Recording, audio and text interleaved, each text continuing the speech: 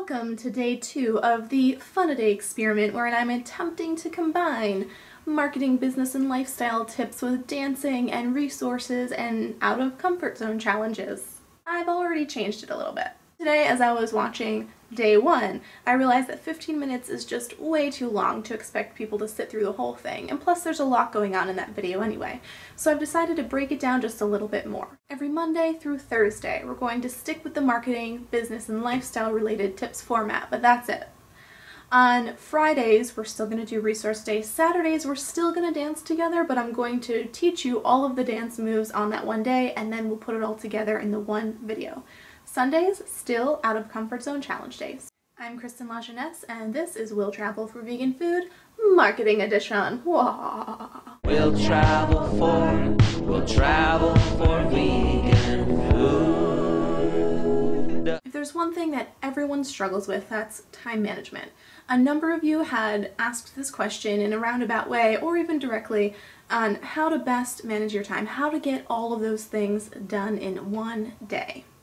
Well, I've rounded up some of my favorite resources and things that work really well for me, so let's head on over to my computer and check it out.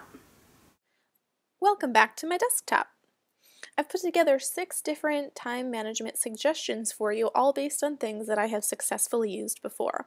And today I typically bounce around among them depending on which one I'm in the mood for, because they're all a little different. Number 1 is again inspired by Marie Forleo.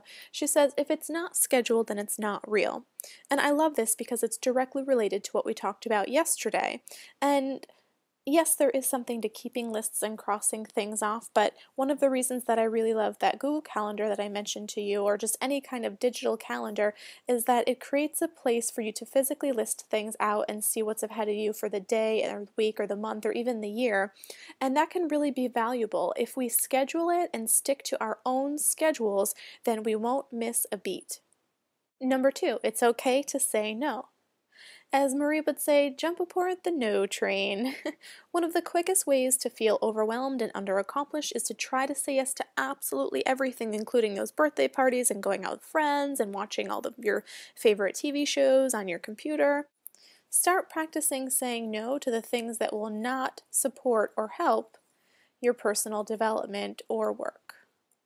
Your friends, they'll understand because they love you. We're doing really good here, right? Because we have our important items scheduled. We are saying no to things that do not serve us. And now we add in social accountability, which is just an extra level of security to make sure that we can get stuff done. One of the biggest obstacles to following through is allowing ourselves to miss our own deadlines and dates and appointments. And if you're like me, sometimes you have a habit of breaking agreements with yourself. The best way to do this is to find a group of people, or even just one person, that will help you remain socially accountable. I like to call my little group, which is just me and my friend Corey from Green Vegan Media. We jump on Skype on our computers. Those are our laptops. Can you see them?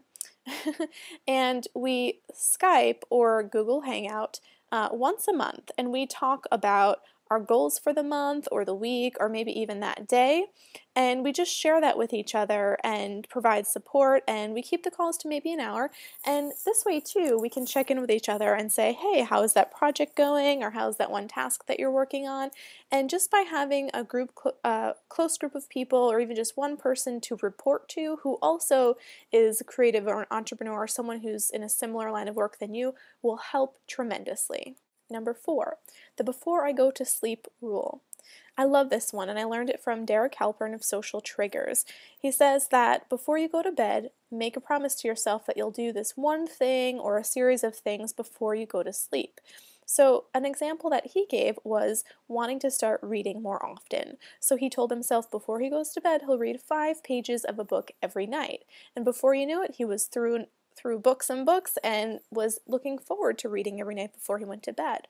So if you have one task or something that's really bothering you that you just can't get to or don't know how to incorporate it into your day-to-day, maybe do just a little bit of that task every night before you go to bed. Number 5, the reframe your brain game. For this one, we're taking a look at how we look at time in general. So we're talking about being timeless versus time-bound. So, it's really easy for us to say that, okay, we have 24 hours in a day, about 6 to 8 of that will be sleep. All right, and then we have to determine how we're going to spend the rest of that time. And often we look at time like an enemy, right? Like we don't have enough of it. But what if we took a different approach and we decided to say that we actually have plenty of time in the day? All right, so what we're going to do is we're going to shove time-bound awareness out of our brain. This is outside. And we're going to live inside timeless awareness, which means being supremely concentrated on the present. And by doing so, you're going to create more productivity and less worry about time restrictions. So the next time that you look at the clock and you're wondering if you're going to have enough time in the day to finish that project, I want you to say out loud to yourself that yes, I have plenty of time and I have exactly the right amount of time that I need in order to get something done. And sometimes just by stating that, you would be surprised at how quickly and efficiently you can get something done. Tell yourself that it's possible. Number 6, just do something else already. Sometimes we're working on a project and it's really hard to focus, and maybe these other steps that we mentioned aren't working for you and you're just really hitting a wall. So in that case, close your computer and go do something else. Maybe go clean your room or read a book or do something else that's equally stimulating that will still create productivity for you. It'll just be focused on something else. That's all I've got for you today. If you enjoyed this video, please subscribe and share it with your friends. And don't forget to head on over to WTFveganfood.com and sign up for email updates. And remember that no matter what project you're working on, whether it's personal or business related, the best time to start and get going on that is now. Start before you're ready. Thanks again, and I'll catch you tomorrow where it once again will be the Will Travel for Vegan Food Marketing Edition. It's not Halloween, or I don't even know what I'm doing there.